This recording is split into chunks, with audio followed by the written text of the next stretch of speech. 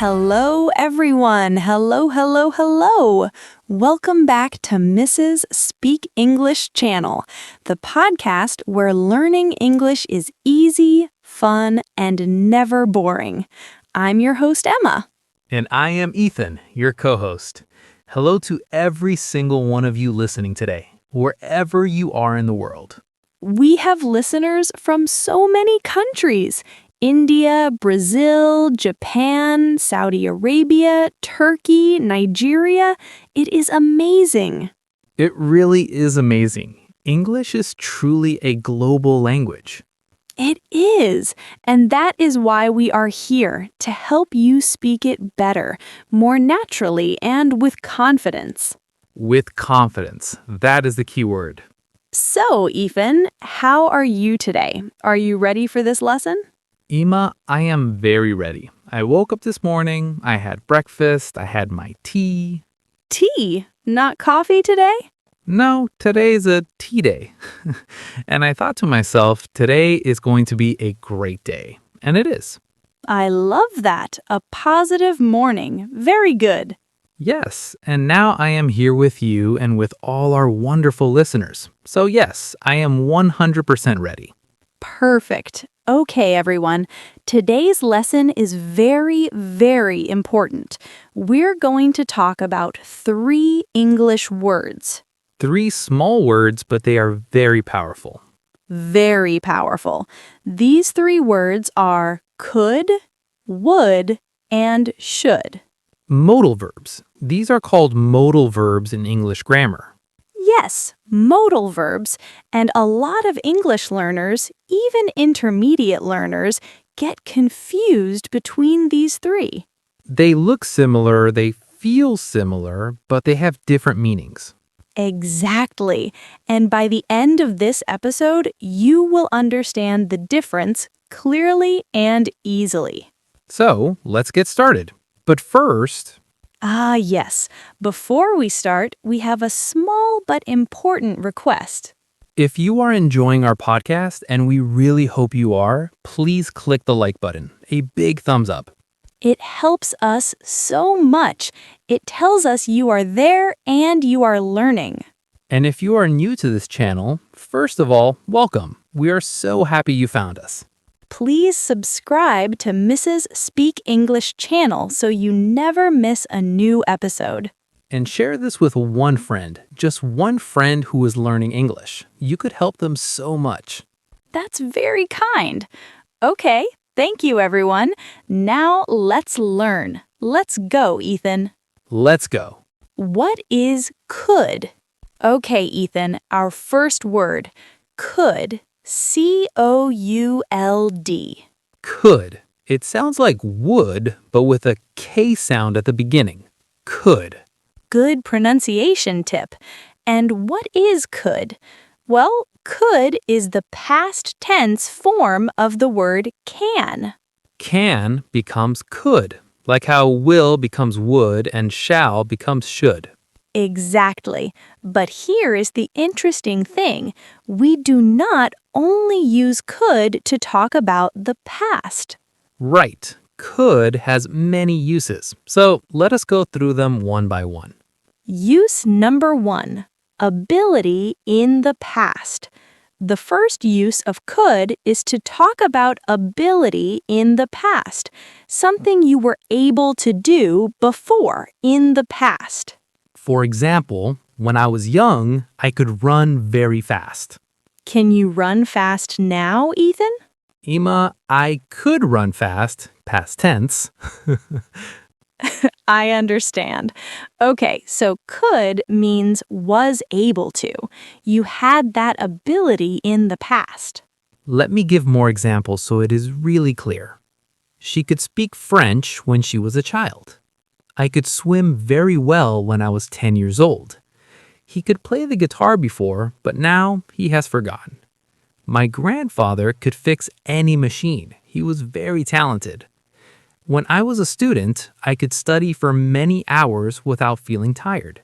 Notice all of these are talking about something that was possible or possible to do in the past. Right. It is no longer the present situation. It is a past ability. Very important difference. Okay, use number 2, possibility. The second use of could is for possibility, something that is maybe true, maybe possible. Not definitely true, just possibly true. Exactly. For example, look at those dark clouds. It could rain later. It is not certain. Maybe yes, maybe no, but it is possible. Possibly means maybe, perhaps. That could be the answer. I'm not sure. She could be at home right now. Try calling her. This road could be closed. Let me check. He could be stuck in traffic. That is why he's late. It could snow tomorrow. The weather is very cold. I really like this use. It is very natural in conversation. It is. We say it all the time. When we are not sure about something, we say could. Like, where is my phone? It could be in the kitchen. Perfect. That's exactly how it sounds in real life. Use number 3, polite request. Could is for making polite requests. This is so useful in everyday English. When you want to ask someone to do something, but you want to sound polite and nice, you use could. Exactly. And people will like you more if you speak like this. Polite request. A gentle, kind way to ask. Could you help me with this bag, please? Could I have a glass of water? Could you speak more slowly? I don't understand. Could you repeat that, please? Could I ask you a question?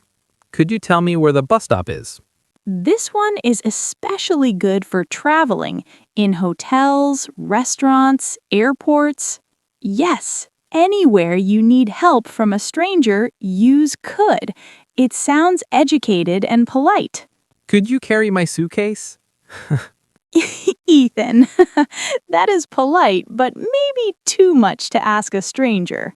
You're right. I should carry my own suitcase. Ooh, and you just used should. We'll come to that soon, but first, Let's do a quick summary of could. yes, could. 3 main uses. Number 1, past ability. I could swim when I was young. Number 2, possibility. It could rain tonight. Number 3, polite request. Could you help me, please? Simple and clear. I like it. Okay, part 2, would. W-O-U-L-D. Would. And again, the pronunciation. The L is silent. We do not say wold, we say would. Wood. And it sounds exactly like the word wood, the material from a tree. W-O-O-D. Yes, would and would, they sound the same. Interesting, right? It is. Okay, so would. This is one of the most common modal verbs in English. We use it in so many situations. Let us break it down. Use number 1, imaginary or unreal situations. The most important use of would is for imaginary situations, things that are not real but you are imagining them. Like a dream or a wish, something you want but it is not your current reality.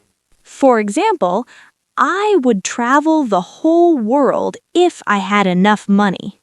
Do you have enough money, Emma? No, Ethan. If I had enough money, I would not be sitting here recording a podcast. I would also travel. I would go to Japan first. Ooh, Japan. Beautiful country. Okay, so this structure is very common. If plus past times would plus verb. If I had, I would go.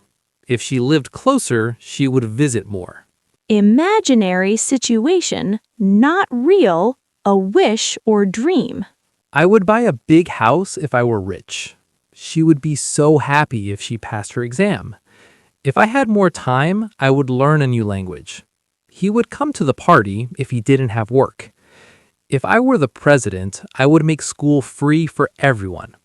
What would you do if you won $1 million? That last one is a great question. What would you do if you won $1 million? First, I would tell no one. That's smart. Very smart. Then I would invest it, maybe buy a small house, travel a little. I would open a restaurant, a small cafe. Oh, that sounds lovely. Listeners, tell us in the comments, what would you do? Use number 2, polite offers and requests. Would is also used for polite offers and requests. Very similar to could, but slightly more formal. The most common phrase is would like. It is the polite version of want. So instead of saying, I want a coffee, which is fine but a little direct, You say, I would like a coffee, please. Much more polite and smooth. polite version of want. Very common in shops, restaurants, formal situations. I would like to order the pasta, please. Would you like some more tea? I would like to book a table for 2. Would you like me to help you with that? She would like to speak to the manager. Would you like to come to dinner on Saturday? Would like is one of the first phrases I think all English learners should memorize. Absolutely. You will use it every single day, at the coffee shop, at work, in emails. In emails especially, I would like to discuss, I would like to request. Yes, it sounds professional. It sounds educated. It is a very good phrase. And here's a third use of would that even some advanced learners do not know. Oh, interesting. Tell us. We can use would to talk about things we did regularly, again and again in the past, habits. Like used to, but with would. Exactly. For example, when I was a child, every Sunday my family would have a big lunch together. That sounds nice. Every Sunday, a repeated action in the past. This gives a lovely nostalgic feeling, like looking back at good memories. Yes, when you say I would play or we would go, it paints a picture of the past. I love that. Language is so beautiful when it works like that. It is. Okay, so would, 3 main uses: imaginary situations, polite requests, and past habits. I would say would is my favorite modal verb. And there you go. You just used would perfectly. I'm learning too. What is should? Okay, our third and final modal verb for today, should. S-H-O-U-L-D. Again, the L is silent. We say should, not shalled. Good reminder. Should. And this one, I think, is the most practical one for everyday life. Why do you think that? Because we give advice every single day to friends, to family, to colleagues, and should is the perfect word for advice. That is very true. Let's go through all the uses. Use 1. Giving advice or recommendation.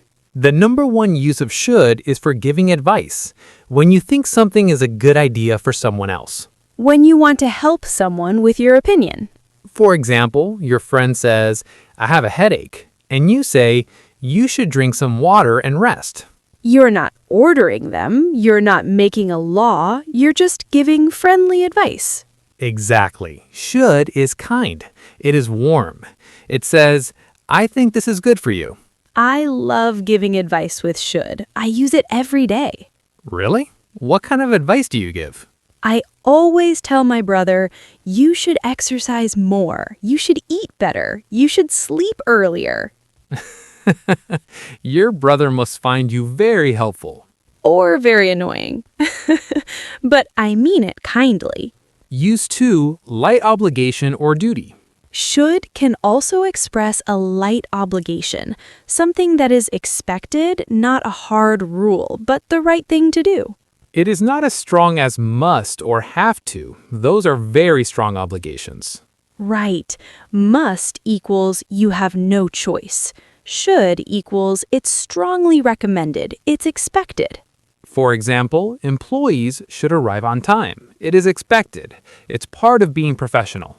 These feel more like values or social expectations. Exactly. Things that society generally expects from us. Not always a law, but important. Use 3, expectation.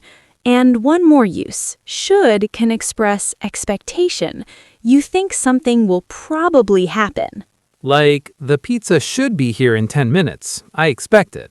Right, you ordered 30 minutes ago. Pizza usually takes 40 minutes, so you calculate and you say, it should arrive soon. So should, advice, obligation, and expectation. Yes, 3 powerful uses. Emma, I think you should teach English forever. You are very good at it. Emma, that was very sweet, and you used should for advice perfectly. I know. I should get a certificate. Maybe you should. Okay, let's quickly summarize everything we learned today. Cube 3 uses. 1. Past ability. I could swim when I was young. 2. Possibility. It could rain tonight. 3. Polite request. Could you help me, please? Ethan, would 3 uses. 1. Imaginary situation. I would travel if I had money. 2. Polite offer request. Would you like some tea? 3. Past habit. We would visit Grandma every Sunday. Ethan, should 3 uses. 1. Advice. You should see a doctor. 2. Light obligation. We should respect others. 3. Expectation. She should arrive soon. And the golden rule, after could, would, and should, always use the base form of the verb. No to, no ing, no ed. Could go, would like, should eat. Simple and clean. Perfect. And that's all for today's episode of Mrs. Speak English Channel. What a lesson it was! We covered so much. Could, would, should, all 3 modal verbs with examples and practice. I really hope this was helpful for you. These 3 words will come up every single day in your English journey. Every day, at work, at home, with friends, in emails, in shops. Everywhere. So practice them. Use them in real sentences. Try to use one today. Yes, make a sentence with could, make a sentence with would, make a sentence with should. And write your sentences in the comments. We read every single comment. We do, and we love seeing your progress. Okay, we also have a question for you today. Ooh, yes, the comment question. In the comments below, tell us which of the 3 words do you find most difficult? Could, would, or should? And why? Tell us the reason. We love hearing from you. We really do. Okay, before we say goodbye, one final moment. Yes, Emma's golden sentence of the day. Oh, that's a new thing. Okay, what is it? Ready? Here it is. You could give up, you would be forgiven, but you should keep going. Oh, Emma, that is beautiful. And you used all 3 in one sentence. I know. Okay, listeners, remember that sentence. It's true for English learning and for life. Okay, please don't forget to like this episode if you enjoyed it. And subscribe to Mrs. Speak English channel so you get every new episode. And share it with someone who's learning English. You could help them so much. Okay, until next time, keep listening, keep practicing, and keep smiling. See you next time, everyone. Goodbye, Ethan. Goodbye, Emma. Bye, everyone. You're all doing amazing. Bye for now.